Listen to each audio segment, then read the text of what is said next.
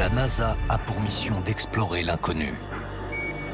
On ignore plus de choses qu'on en sait. Ça tient à la nature de l'univers. Avide de réponses, elle envoie des scientifiques dans l'espace et des sondes au-delà de la limite de notre système solaire. Prendre des risques, c'est obligé si on veut faire des découvertes. L'exploration spatiale, c'est comme craquer une allumette, sans savoir ce qui rôde dans l'ombre. Ce pourrait être n'importe quoi. Des traces étranges, des astronautes hantés, des sources de vie sur un satellite de Saturne, et peut-être la preuve d'une invasion extraterrestre. Okay, we're seeing 3 or 4 objects. There are 3 objects. Qui laisse perplexes les plus grands scientifiques. Découvrez les dossiers de la NASA. Un mystérieux objet flotte au-dessus de notre atmosphère. On dirait un oiseau de proie Klingon. Pour certains, c'est un avion furtif issu d'un programme de défense top secret. La théorie du Black Knight remonte au tout début de l'ère spatiale, si ce n'est avant. Ou quelque chose d'encore plus menaçant. Il y a un monde obscur là-haut. Beaucoup de choses restent inexplicables. C'est comme ça.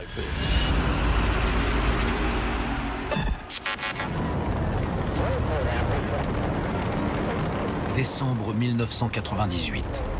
6 astronautes de la NASA s'apprêtent à écrire un nouveau chapitre de l'exploration spatiale.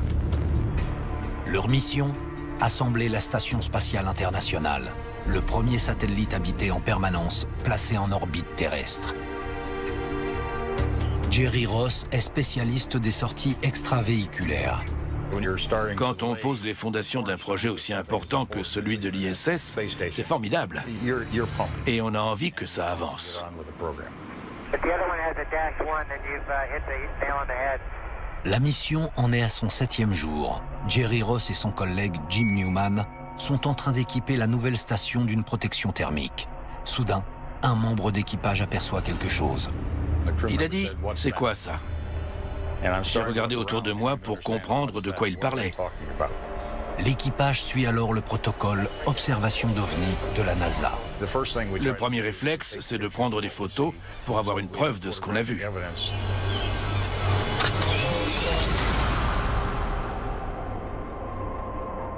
Après le retour de la mission, les photos font sensation dans la communauté des ufologues.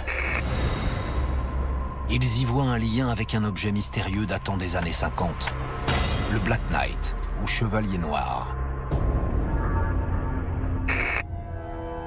Pour certains, il était d'origine extraterrestre. Pour d'autres, il n'y avait pas besoin de chercher aussi loin. La théorie du Black Knight remonte au tout début de l'ère spatiale, si ce n'est avant. Les gens se sont mis à scruter le ciel à la recherche de satellites secrets. Ces fameux satellites sont des points inexpliqués qui apparaissent mystérieusement sur les radars. Parfois, des formes noires menaçantes sont également observées dans le ciel. À l'époque, les Soviétiques accusent les Américains d'espionnage spatial, et inversement.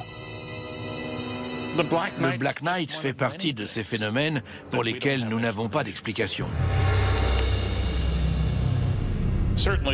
Les gens ne comprennent pas que les gouvernements puissent avoir leurs petits secrets. Jerry Ross ne croit pas à la théorie du satellite secret. Pour lui, l'explication est beaucoup plus simple. Jim devait poser un revêtement thermique à l'extérieur pour limiter la déperdition de chaleur. J'avais pris un peu d'avance, alors il m'a confié un panneau thermique pour que je le fixe. Quelqu'un a dit « C'est quoi ce truc qui part à la dérive ?» Quand j'ai regardé la cordelette auquel le panneau avait dû être attaché, il n'y avait plus rien.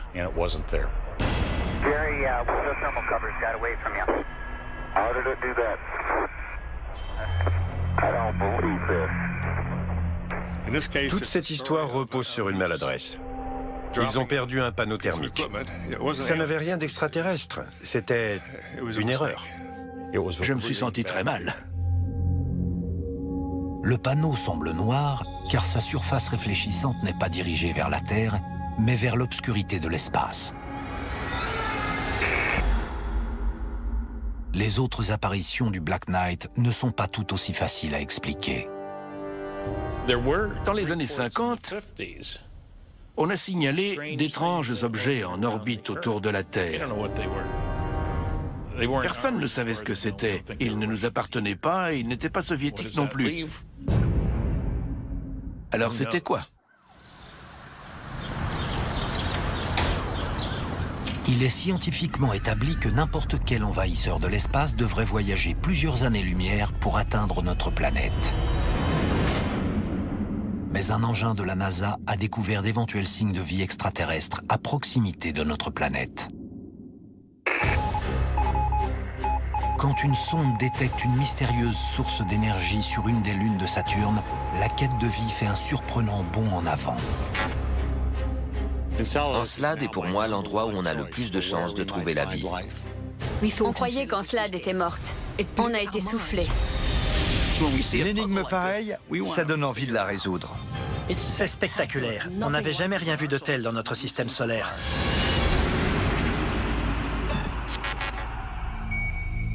La sonde Cassini transmet des données recueillies à 1 milliard de kilomètres de la Terre. Lorsque l'engin passe à plus de 1100 km au-dessus d'Encelade, un satellite de Saturne, la chercheuse Michelle Dougherty n'en croit pas ses yeux. Quand j'ai étudié les données, j'ai remarqué d'importantes variations et je me suis dit, c'est bizarre, je ne comprends pas ce qui se passe. Qu'est-ce que ça veut dire? J'ai respiré un grand coup, j'ai appelé les responsables du projet Cassini et je leur ai dit, je crois qu'il y a une atmosphère sur Encelade. Encelade est vivante. Consciente qu'elle met sa réputation en jeu, Michelle Dougherty convainc la NASA d'interrompre la mission et de faire demi-tour à la sonde pour observer Encelade d'encore plus près. Et si on ne voit rien, après ça, plus personne ne me croira. Survolant les anneaux de Saturne, Cassini s'approche progressivement d'Encelade. Les images qu'elle transmet sont stupéfiantes. Cette lune, censée être morte, produit de gigantesques jets de vapeur d'eau.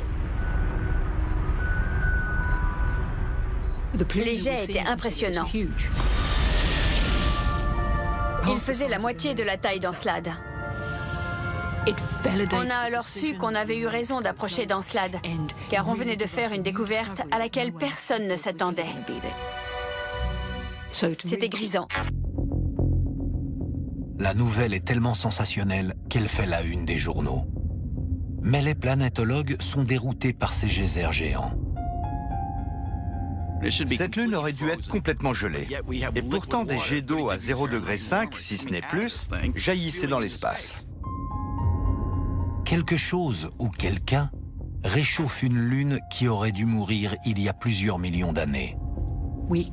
On s'attendait à trouver un peu de chaleur à la surface d'Encelade, à cause du rayonnement solaire. Mais là, on aurait pu alimenter une vingtaine de centrales à charbon avec une chaleur pareille.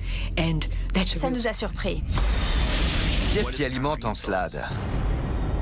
Certains pensent que cette mystérieuse énergie émane de la force gravitationnelle exercée par Saturne. Encelade n'est pas comme notre Lune. Elle a un noyau rocheux, mais elle possède également un océan situé sous un épais manteau de glace. Elle est en orbite autour de Saturne, dont la force de gravitation est tellement forte qu'elle crée une énorme quantité d'énergie dans cette minuscule boule de 500 km de diamètre. C'est pour ça que l'eau glacée jaillit des failles à grande vitesse. Quand la sonde Cassini traverse un des jets de vapeur provenant des geysers du satellite, les données qu'elle recueille font passer Encelade du statut de terre aride et glacée à celui de source de vie extraterrestre potentielle. Ce qui est fascinant, c'est que de ces geysers jaillissent également des hydrocarbures essentiels à la vie. Encelade est pour moi l'endroit où on a le plus de chances de trouver la vie. Si on trouve de l'eau liquide, on peut évoquer la possibilité d'une trace de vie extraterrestre sous la surface d'Encelade. Si quelqu'un avait osé suggérer ça avant le lancement de la mission, il aurait été mis au placard. L'étape suivante, c'est de chercher ces formes de vie. On voudrait retourner dans ces jets avec des instruments plus sophistiqués et, dans l'idéal, rapporter un échantillon sur Terre. À suivre, des dégâts solaires à l'échelle cosmique. Il y a un trou, c'est le néant. Et quelque chose, là-haut, nous surveille peut-être. Pourquoi les extraterrestres n'auraient-ils pas des satellites espions?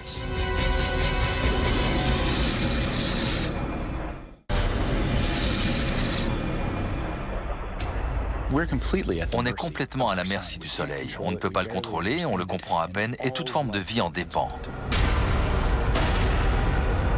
L'astre solaire serait-il passé du côté obscur? Un immense secteur du Soleil semble avoir disparu. Il y a un trou, c'est le néant. Juillet 2013, au centre spatial Goddard, le siège de l'observatoire solaire et héliosphérique de la NASA. Sa mission, observer le Soleil sous toutes ses coutures. Le projet SOHO est un système de détection précoce des phénomènes qui pourraient avoir un impact sur Terre. Les chercheurs qui étudient les données transmises par le satellite voient quelque chose d'extraordinaire. Une ombre gigantesque à la surface du Soleil. Un trou de 800 000 km de large. La NASA ne sait comment évaluer le danger. Quant aux images sensationnelles, elle laisse libre cours aux spéculations les plus diverses. C'était bizarre. On ne savait pas si ça avait été fait artificiellement. Comme si des extraterrestres en avaient prélevé un morceau. Quelle qu'en soit la cause, les conséquences risquent d'être catastrophiques pour nous. Une diminution du rayonnement solaire de seulement 7% plongerait la Terre dans une nouvelle ère glaciaire.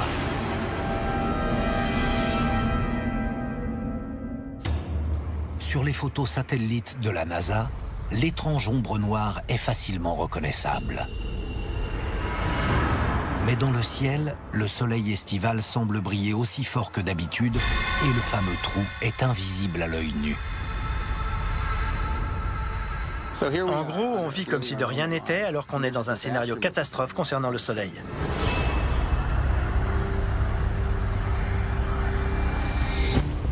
Pour tenter d'expliquer l'apparition de ce trou, les chercheurs utilisent un satellite qui photographie les gaz brûlants présents dans l'atmosphère du Soleil.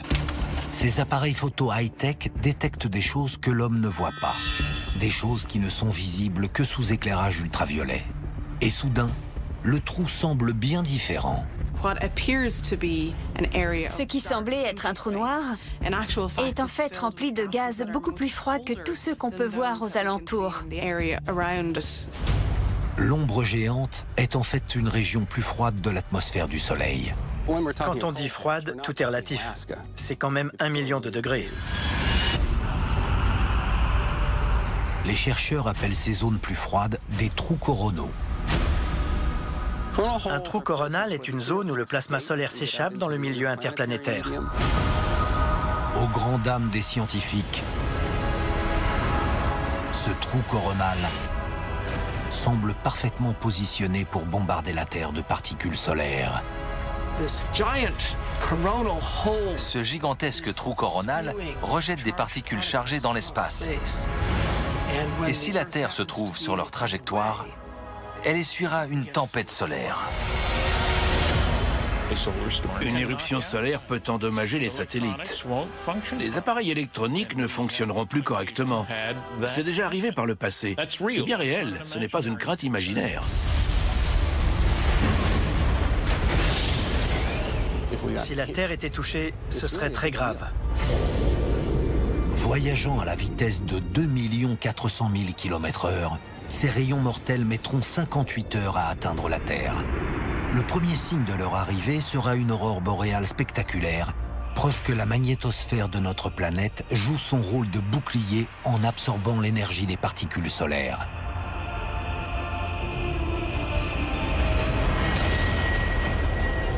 Le 20 juillet 2013, 2 jours et demi après la découverte du trou coronal, le ciel nordique se pare de couleurs éblouissantes. Serait-ce le premier acte d'une tragédie planétaire? Le phénomène dure 48 heures. puis s'arrête. Au grand soulagement des scientifiques, la tempête n'a provoqué qu'un magnifique spectacle lumineux. La Terre a frôlé la catastrophe.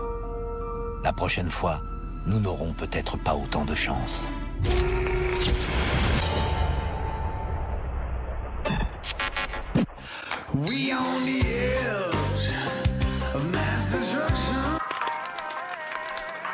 El Centro, en Californie. Bill Young fait partie d'un groupe d'astronomes amateurs chargés d'une tâche très importante. Bill Young est un astronome basé dans l'Arizona qui s'est fixé pour mission de surveiller les objets géocroiseurs potentiellement dangereux. En septembre 2002, il repère un objet brillant en orbite autour de la Terre et tire la sonnette d'alarme. Cet objet nous a tout de suite semblé inhabituel, surtout par sa façon de se déplacer. Il voyageait très vite. Sa vitesse était semblable à celle de la Terre. Le mystérieux objet fait plus de 18 mètres de diamètre et gravite tout près de notre planète. Bill Young fait part de son observation aux autorités. Au début, on a cru que c'était un astéroïde. La NASA prend la menace d'un impact d'astéroïde très au sérieux. Il ne faut pas sous-estimer les astéroïdes, parce que de temps en temps, ça leur arrive de percuter la Terre. Un astéroïde voyage en moyenne à 50 km/s. C'est une vitesse incroyable. Selon la masse de l'objet, ça peut représenter beaucoup d'énergie cinétique. C'est sans doute ce qui a tué les dinosaures.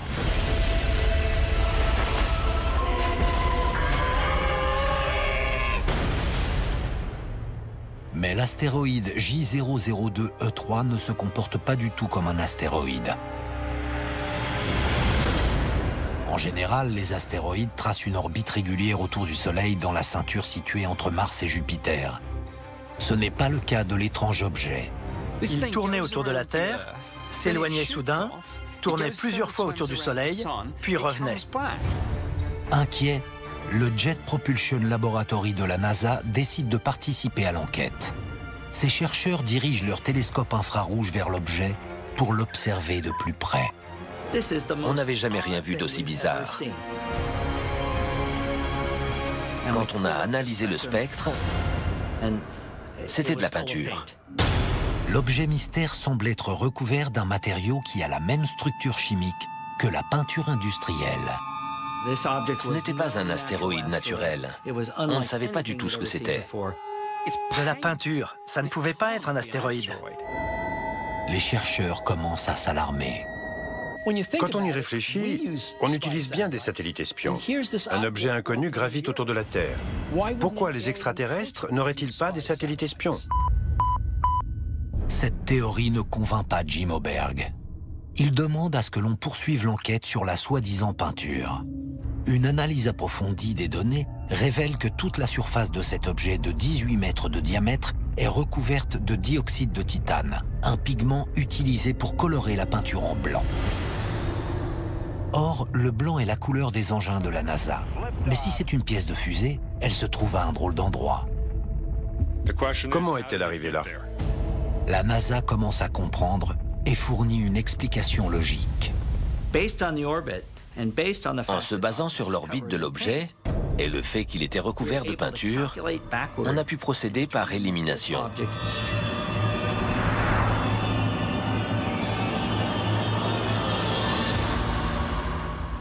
Ainsi, on a pu déterminer que c'était le 3e étage de la fusée Saturn V qui avait transporté Conrad, Bean et Gordon jusqu'à la Lune pour la mission Apollo 12.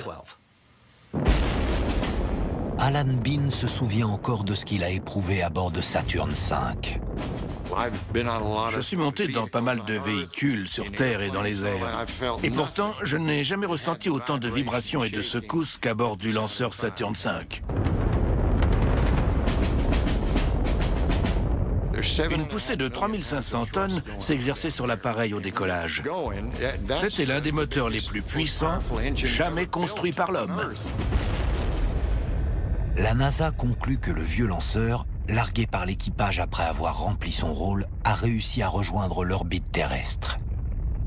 Le lanceur part à la dérive, mais on ne s'en soucie plus vraiment. La NASA clôt le dossier. Pourtant, pour certains, l'explication est un peu trop facile. On ne sait toujours pas ce que c'est. Le mystère reste complet. L'homme met des fusées en orbite depuis 50 ans. Il se peut donc que des débris spatiaux soient à l'origine d'observations de prétendus ovnis. Mais à l'époque des missions Apollo sur la Lune, les astronautes étaient en droit d'attendre une surface vierge. L'histoire a démontré le contraire. Peu après l'alunissage, un incident menace de faire dérailler la dernière mission habitée de la NASA vers la Lune. Qu'est-ce que c'était? Et pourquoi n'est-on jamais retourné sur la Lune après cette mission?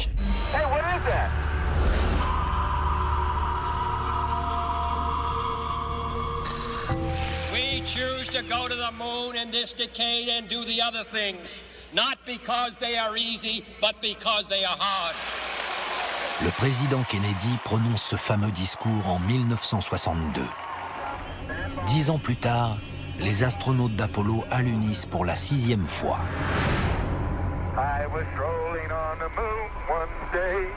Le capitaine Eugene Cernan et le géologue Harrison Jack Schmitt s'apprêtent à traverser une vallée jusque-là inconnue et à explorer la surface lunaire pour percer ses secrets géologiques. Les astronautes savent que leur vie dépend de leur petit rover lunaire. Mais presque immédiatement, le garde-boue d'une des roues arrière droite se détache.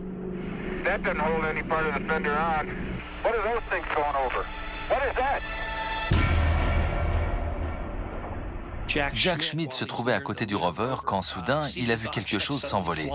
Du coup, il a réagi. Ils étaient surpris tous les deux de voir un objet, plusieurs objets même, se déplacer autour d'eux.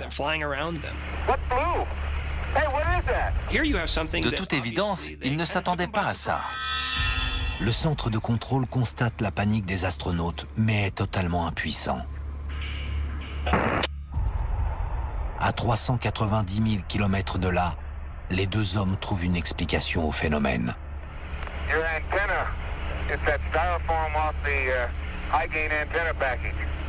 L'analyse de l'incident par l'astronome Marc D'Antonio semble étayer l'hypothèse de Cernan et de Schmitt. L'antenne du rover lunaire était entourée de mousse. Ça servait d'isolant. Or, il faut savoir que la mousse, ça contient beaucoup d'air. Lorsque ce matériau se trouve dans l'espace, sur la surface lunaire, les poches d'air qu'il contient se dilatent à toute vitesse. Vous avez deviné la suite. Ça explose. Sur la Lune, comme il n'y a pas d'atmosphère, cette force explosive a dû propulser la mousse recouvrant l'antenne à plusieurs centaines de mètres. Ça doit faire peur de sentir quelque chose vous toucher dans le vide spatial. Une fois de plus, la NASA clôt le dossier. Mais l'explication officielle en laisse plus d'un perplexe. N'oublions pas que les astronautes sont entraînés à faire face à n'importe quelle situation. Ils savent ce qu'ils font. Pourquoi ceux de la mission Apollo 17 ont-ils été aussi surpris par ces objets qui volaient autour d'eux si c'était simplement de la mousse provenant d'une antenne? Ça m'échappe complètement. 2 jours après l'incident, l'équipage rentre sur Terre. Depuis, l'homme n'est jamais retourné sur la Lune. Ce n'est pas logique. Apollo 18 et 19 étaient déjà construits. Il n'y avait plus rien à payer et pourtant, les missions ont été annulées. Je ne sais pas pourquoi. À suivre, des aliens amateurs de rodéo sauvage ont-ils sillonné la planète rouge? Qui fait des roues arrière sur Mars?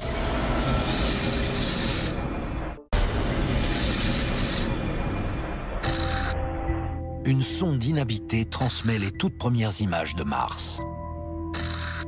Il fallait qu'on aille là-haut. Des traces inexpliquées suggèrent que d'autres sont peut-être arrivés avant nous. Ont-elles été faites par un animal, un véhicule, autre chose encore? Je ne serais pas surpris que ces traces proviennent d'autres visiteurs.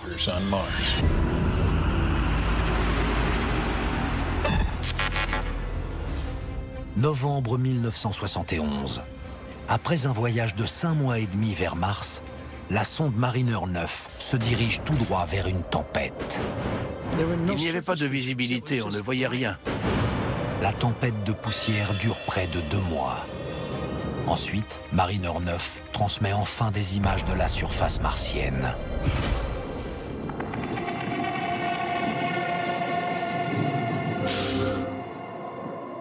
Lorsque la poussière est retombée, ça a été comme une révélation.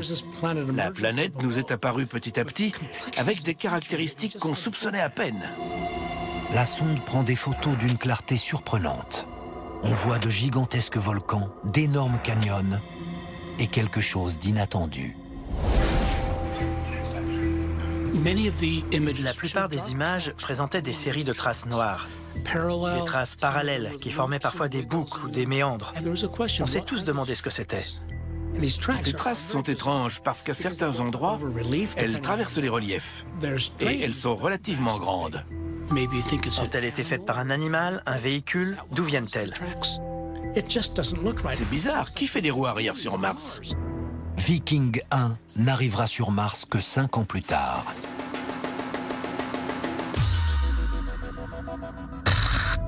Ce qui a laissé ces traces mystérieuses ne venait donc pas de chez nous. Les traces martiennes, voilà encore un sujet qu'il faut creuser. Mais ce n'est pas évident. Pour savoir de quoi ils retournent, il faudrait pouvoir se rendre sur place et les examiner de près. En quête d'explication, les géologues étudient les autres caractéristiques de la surface martienne.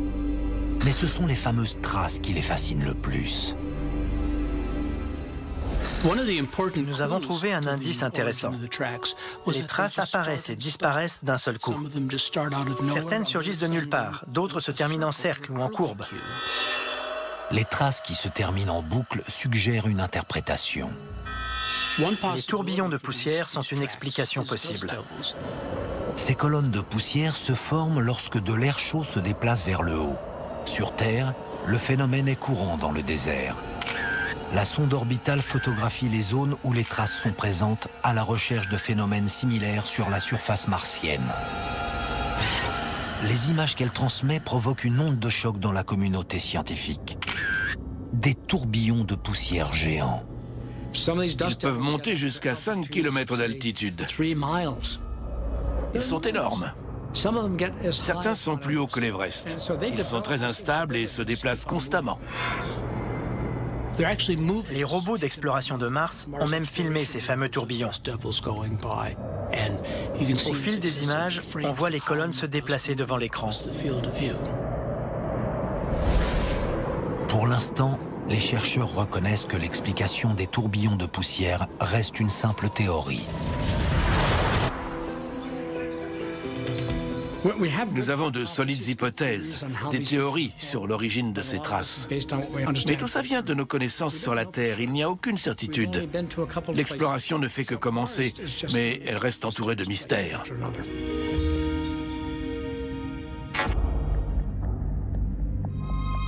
Dans l'espoir de percer les secrets de l'univers, les seuls outils auxquels nous pouvons nous fier sont les lois de la physique. Mais lorsqu'un chercheur décide d'observer les abysses de l'espace, prendre des risques, c'est obligé si on veut faire des découvertes. Il détecte plusieurs milliers d'objets se déplaçant à des vitesses vertigineuses. Quelque chose là-haut défie les lois fondamentales de l'univers.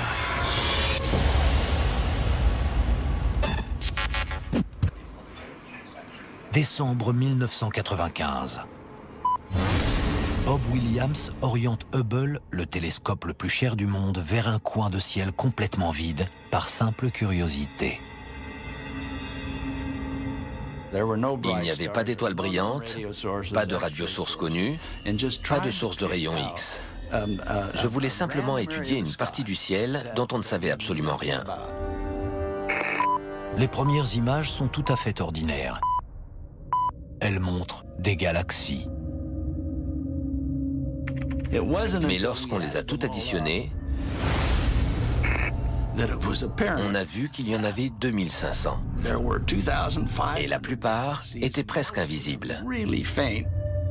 Et ces galaxies se déplacent très vite. On aurait dit qu'elle s'éloignait de nous plus vite que la lumière. Mais rien ne voyage plus vite que la lumière. Aucun objet physique, aucune information ne peut dépasser la vitesse de la lumière. C'est la vitesse la plus élevée. Dans la nature, tout est basé sur ce simple fait. Si cette vitesse constante est dépassée,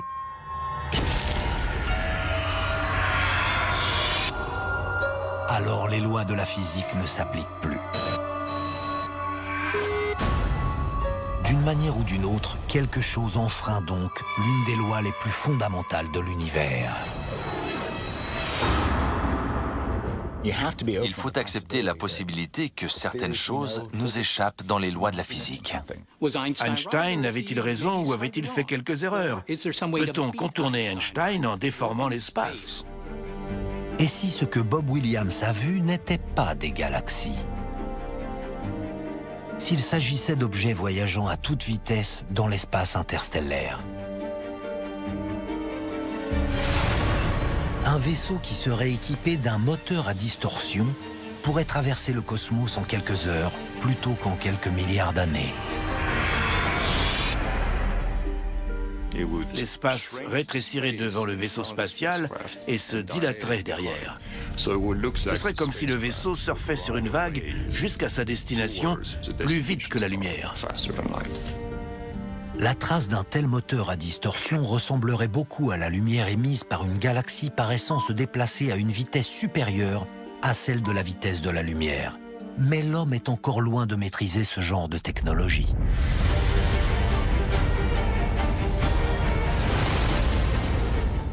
Beaucoup de civilisations ont sûrement déjà compris comment faire. Une espèce de commerce interstellaire s'est peut-être développé entre les civilisations qui maîtrisent cette technologie. Pour Bob Williams, l'idée d'un moteur à distorsion semble improbable. Vous pouvez dire de ces objets presque invisibles que ce sont des sorcières qui volent sur un balai. Je ne peux pas vous contredire. Vous choisissez de croire que ce ne sont pas des galaxies? Parfait. Mais alors, prouvez-le. Si ce sont bien des galaxies, ce qui explique leur vitesse est peut-être encore plus étrange que l'histoire du moteur à distorsion. L'espace est flexible. Einstein a démontré que l'espace pouvait être comparé à un tissu élastique qu'on peut étirer, courber, déformer, comprimer. Selon la théorie de la relativité générale, tout ce qu'on observe depuis un objet en mouvement semble bouger plus vite qu'en réalité. Par exemple, lorsque le train dans lequel vous êtes monté quitte la gare, vous avez l'impression que c'est le quai qui se déplace. Ajoutons à cela que l'espace-temps se dilate. Lorsque deux trains se croisent, puis s'éloignent l'un de l'autre, les rails sur lesquels ils circulent se courbent. Les points s'éloignent sans vraiment avoir à se déplacer. On dirait que la distance augmente à très grande vitesse. Il n'y a absolument aucune limite à la vitesse avec laquelle on peut courber l'espace-temps. Si c'est vrai, alors ces galaxies ne défient pas vraiment les lois de la physique. C'est l'espace qui se trouve entre elles qui se dilate. Mais cela n'explique que partiellement la vitesse fulgurante de certaines d'entre elles.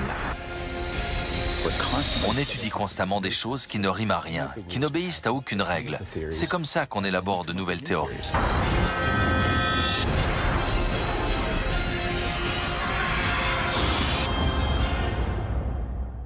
À suivre, une navette spatiale traquée. Normalement, un objet ne change de direction que s'il est sous contrôle intelligent. Et une nouvelle théorie radicale qui n'est littéralement pas de ce monde. L'univers pourrait regorger des graines de la vie.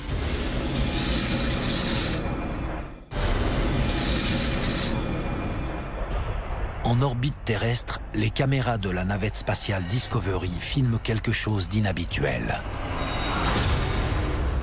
On n'avait jamais rien vu de tel. Des débris qui se comportent d'une façon aussi étrange, ça n'a aucun sens. Puisque ce n'est pas naturel, ça doit être artificiel.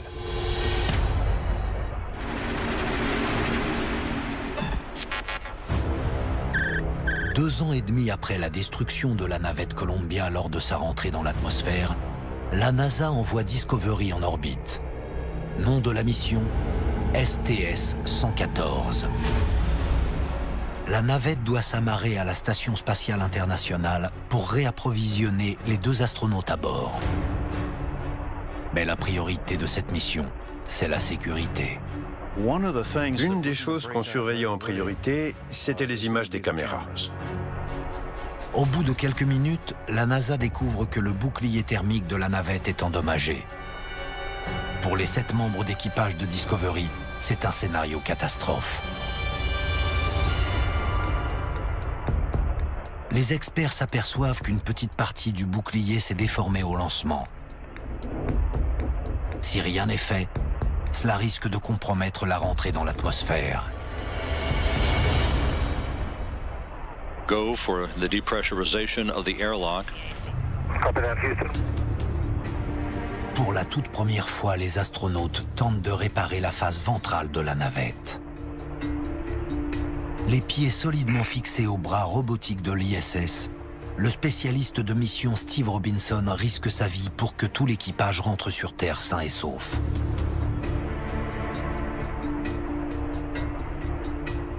L'astronaute Leroy Chiao sait exactement ce qu'il a pu ressentir. Disons que c'est un peu comme si vous passiez en mode combat. Tous les sens sont en éveil. Si par malheur vous veniez à vous déconnecter de la station, vous flotteriez dans l'espace et ce serait la fin. L'enjeu est énorme, mais Steve Robinson garde son sang-froid.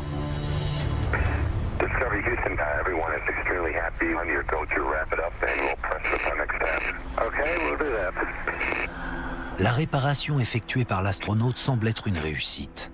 Mais au moment où la navette s'apprête à rentrer dans l'atmosphère, une des caméras embarquées filme le déplacement d'un objet non identifié. Au centre de contrôle, tout le monde se demande si l'équipage est en sécurité. L'objet qu'ils ont aperçu a été appelé le boomerang. Il allait dans une certaine direction et soudain il a changé de cap et s'est éloigné. Le changement de cap du boomerang semble délibéré. Certains pensent que la navette est suivie.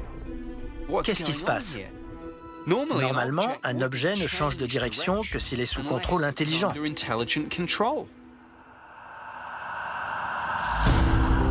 La NASA n'a pas fourni d'explication officielle, mais une enquête scientifique indépendante a conclu que le boomerang était constitué de débris spatiaux et que sa trajectoire avait été influencée par la force de traînée de l'atmosphère terrestre.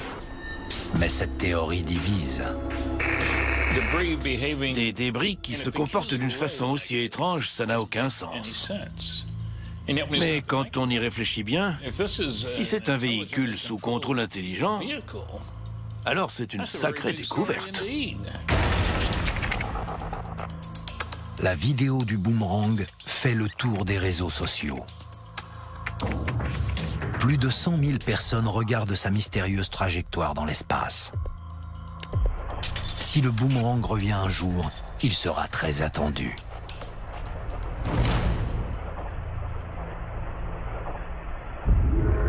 Dans la culture populaire, les extraterrestres pilotent des vaisseaux spatiaux.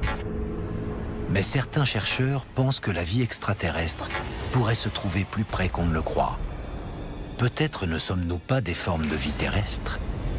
Peut-être sommes-nous en fait des envahisseurs venus d'un autre monde. Et si les extraterrestres, c'était nous?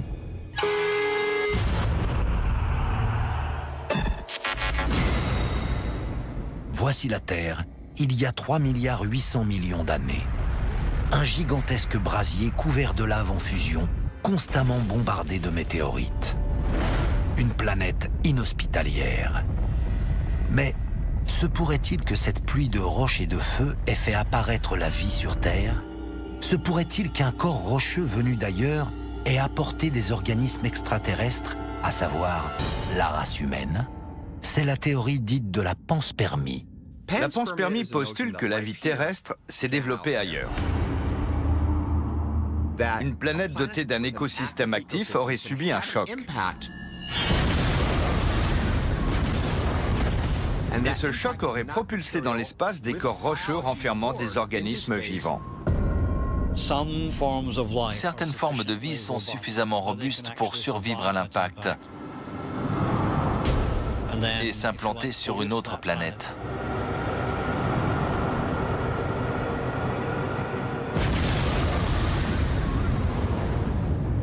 Peut-être sommes-nous venus d'ailleurs. Ça paraît fou. On dirait de la science-fiction.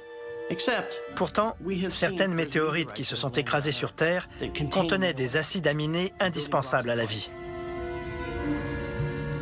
Si la vie a jailli d'une roche extraterrestre, d'où venait cette roche? Les chercheurs n'ont pas besoin de chercher très loin pour trouver une planète susceptible d'avoir engendré la vie quand la Terre était encore jeune. En 2003, le télescope Hubble regarde de près le plus gros objet de la ceinture d'astéroïdes.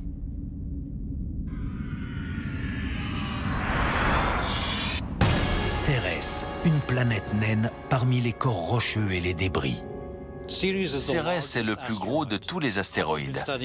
Ça fait plusieurs années que Hubble l'observe pour essayer de comprendre sa composition et la nature du système solaire primitif. Cérès est pourtant bien plus qu'un simple astéroïde.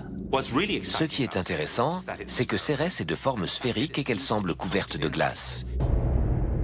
Les données révèlent également que la planète est plus chaude que prévu. La température de surface est relativement chaude. Elle est d'environ moins 30 degrés. Ça permet d'obtenir un milieu propice au développement de certaines formes de vie. Tandis que la Terre était encore en fusion il y a 3,8 milliards d'années, Cérès accueillait peut-être déjà des formes de vie. Mais reste à comprendre comment la vie aurait pu arriver sur la Terre. Une immense tache blanche à la surface de Cérès offre un début de piste. Elle couvre une superficie de plus de 90 000 km². Les astronomes pensent que cela correspond à une partie de la planète qui se serait détachée suite à un impact qui se serait produit il y a 4 milliards d'années.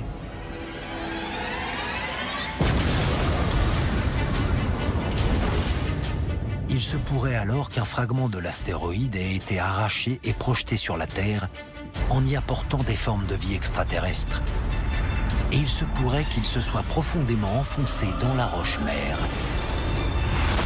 et ait colonisé notre planète encore vierge. La NASA prend très au sérieux l'idée que la vie puisse survivre dans l'espace.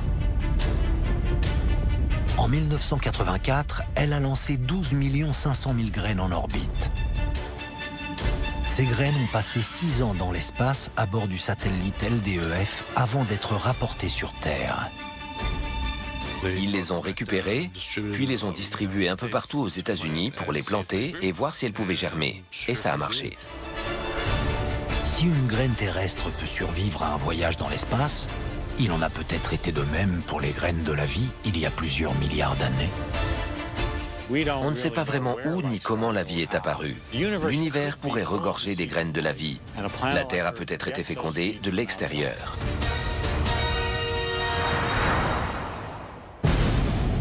Dans sa quête de vie extraterrestre, la NASA nous emmène dans des mondes lointains et mystérieux. Elle met au jour des phénomènes mystérieux qui défient les lois de la physique et peuvent mettre en danger la vie des astronautes. Les dossiers de la NASA laissent entrevoir de nouveaux horizons, d'étonnantes rencontres et des forces stupéfiantes. Aujourd'hui encore, la plupart de ces anomalies restent inexpliquées.